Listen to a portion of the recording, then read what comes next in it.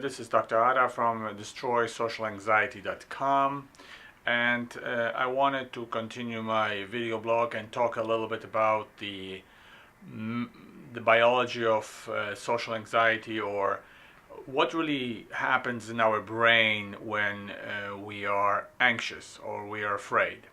So the general idea is that certain things happen in our brain that causes us to be anxious, and I wanted to talk a little bit about what they are so that we have a fairly good understanding of what's happening. So two elements are very important. One is the idea of structure in the brain, or which parts of the brain are responsible for us feeling anxious, and the other one is neurotransmitters. So specifically, what neurotransmitters play part in the social anxiety, and they are kind of intertwined.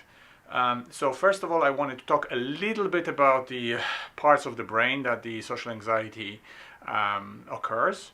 And essentially, the brain is divided into two parts: the ancient brain, the old brain that we have, that is very similar in humans as is majority of animals, including quite primitive ones. And then there is a new brain, the gray cortex, that we consider the unique characteristics for humans only, or very advanced mammals.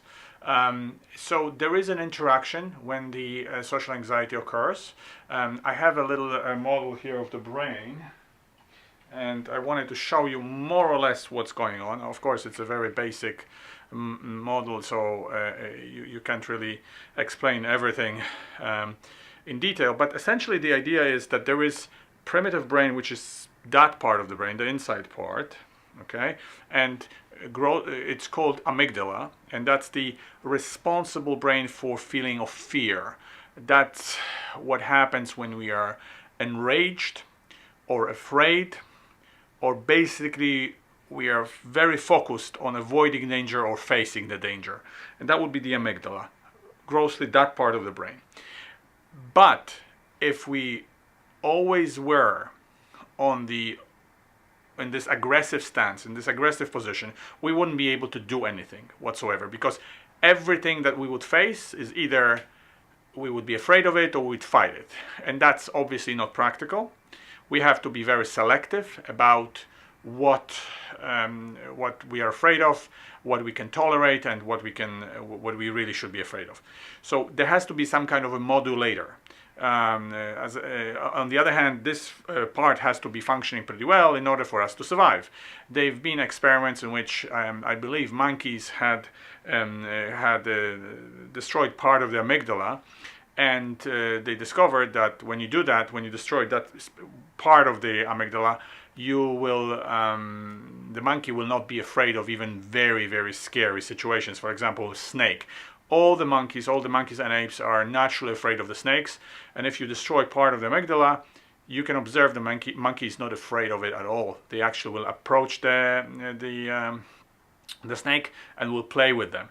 That is not a practical solution for a monkey to live, the principle to live by, because sooner or later there will be a poisonous snake that will kill them.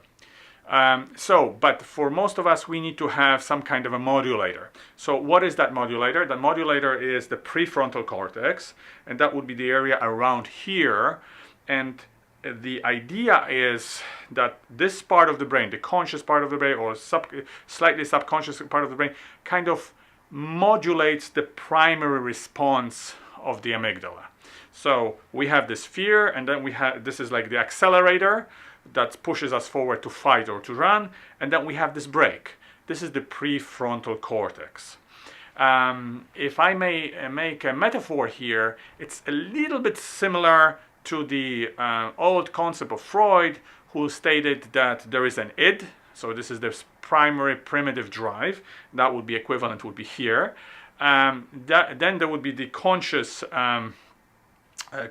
control, conscious brake, and that would be here. That would be the part of the superego, and then the interaction between those two would be where the ego comes in. So it's the effect of those two parts interacting. This is my interpretation, my biological interpretation of the Freud's system. So please don't take it as a scientific certainty. Just this is the way I imagine the concept, and I think it's pretty useful, pretty practical to imagine it this way. Okay, so that's what happens according to our current knowledge base in the brain.